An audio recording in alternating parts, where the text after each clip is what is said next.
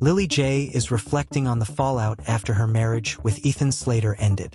In an essay for The Cut published Thursday, December 18th, J., a clinical psychologist specializing in perinatal mental health and child development, wrote about Slater's relationship with his Wicked co-star Ariana Grande, though she doesn't mention the pop star by name, after their split and the difficulties she faced as a result.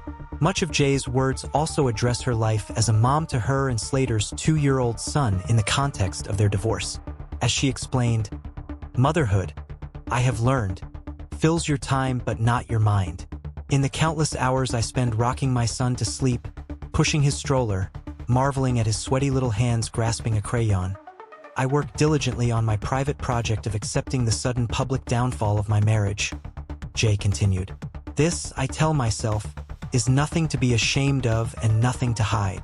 She added, "Slowly but surely, I have come to believe that in the absence of the life I planned with my high school sweetheart, a lifetime of sweetness is waiting for me and my child." Slater, 32, and Grande, 31, began dating after his separation from Jay earlier this year and following her separation from ex-husband Dalton Gomez. The Broadway actor's divorce from Jay was finalized in September, 12 years after they began dating and nearly 6 years after their November 2018 wedding. Their son was born in August 2022. Earlier in her essay, Jay admitted, "No one gets married thinking they'll get divorced. In the same way we don't board a plane expecting to crash. But I really never thought I would get divorced. Especially not just after giving birth to my first child, and especially not in the shadow of my husband's new relationship with a celebrity.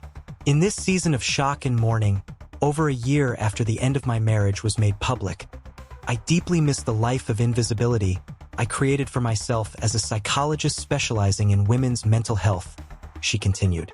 Jay wrote that people from her past have reached out to say they saw my face in a tabloid in relation to the controversy. But on the flip side, her patients have remained silent. "At the Children's Hospital, my invisibility was welcome protection from hard conversations for me and my patients," she also said.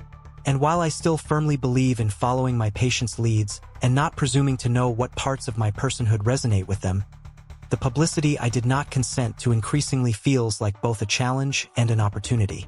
If I'm discovered as what being vulnerable, perhaps it could be a point of connection rather than a clinical liability," she continued.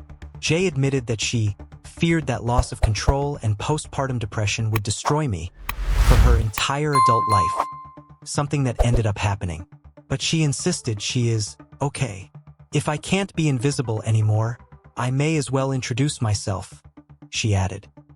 "You know how a sponge is most effective at absorbing liquid when it's already a bit wet? Maybe we can think about my messy, not-so-personal life in that way. A dose of my own loss, rage, powerlessness, sadness that helps me hold yours."